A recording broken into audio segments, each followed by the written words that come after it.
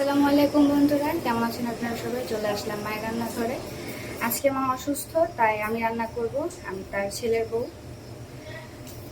রান্না করব ঝিঙা দিয়ে রুই মাছ। তো প্রথমে আমি এখানে মাছ নিয়ে নিয়েছি। এখন দেবো এখানে লবণ। মাছটা আমি এখানে নেবো ভাজার জন্য। সামান্য একটু হলুদ, সামান্য একটু মরিচ দিয়ে দিলাম। এখন এগুলো মাখায় নিব।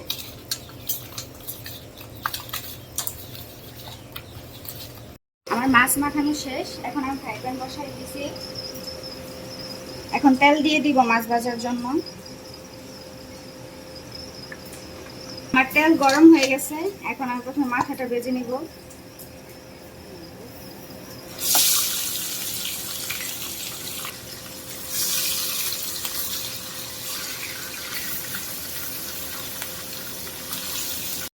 উল্টাই দিব। এক পাশ ভাজা হয়ে গেছে।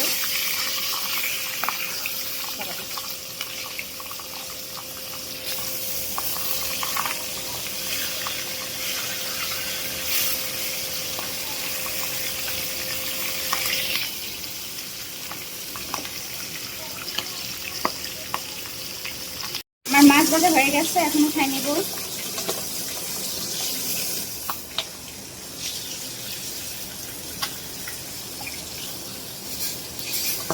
এগুলো কিভাবে ভেজে নিব।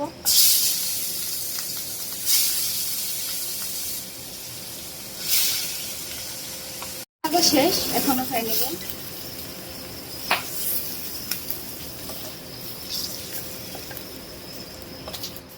এখন তরকারির জন্য প্রথমে আমরা আলু ভেজে নেব। আলু প্রথমে ভেজে নিলে নরম হয়।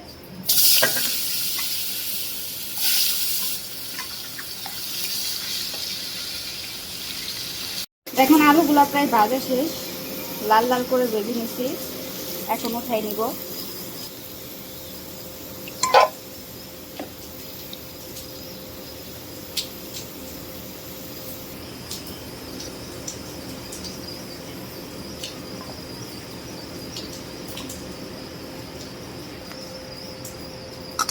তরকারি রান্না করব।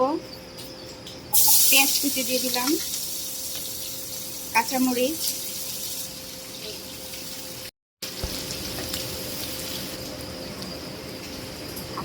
হাফ চা চামচ লবণ দিয়ে দিলাম।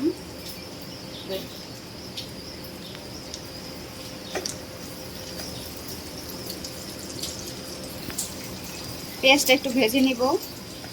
আমার পেঁয়াজ ভাজা শেষ। এখন সামান্য পানি দিয়ে দিব মশলা কষানোর জন্য। হাফ চা চামচ,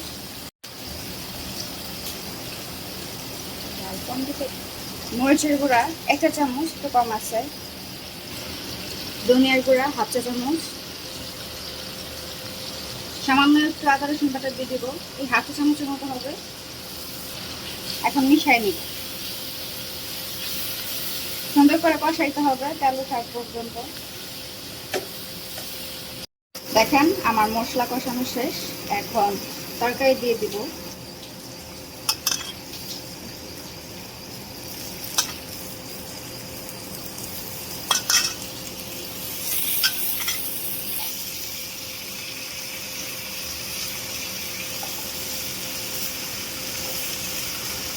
সাথে ভেজে রাখা আলুটাও দিয়ে দিব।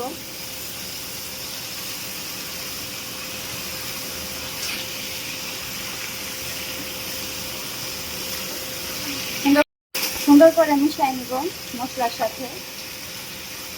এখন ঢেকে দিই। কিছুক্ষণ পর চলে আসলাম। ঝিঙা থেকে অনেক পানি উঠছে।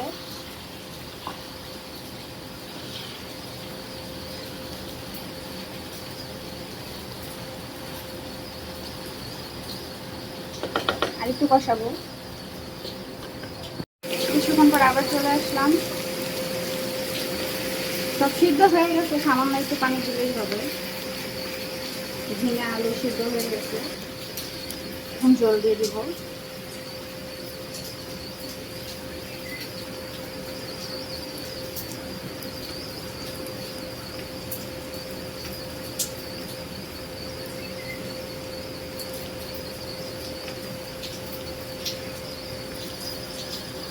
এখন ঢেকে দিব।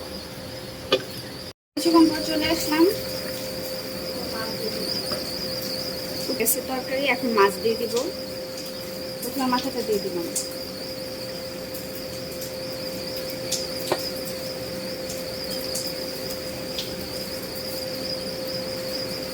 ঢেকে দিই। চলে আসলাম কিছুক্ষণ মাছ দেওয়ার পর। প্রায় তরকারি হয়েই গেছে, আর একটু হবে। আমার তরকারি হয়ে গেছে, একটু জল জলই রাখবো, এরকম ঝোল আছে।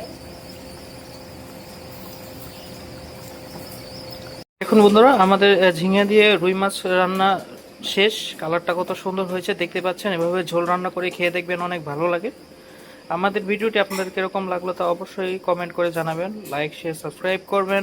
আবারও কোনো নতুন ভিডিও নিয়ে আপনাদের সামনে হাজির হব। ততক্ষণ ভালো থাকুন, সুস্থ থাকুন। আল্লাহ হাফেজ।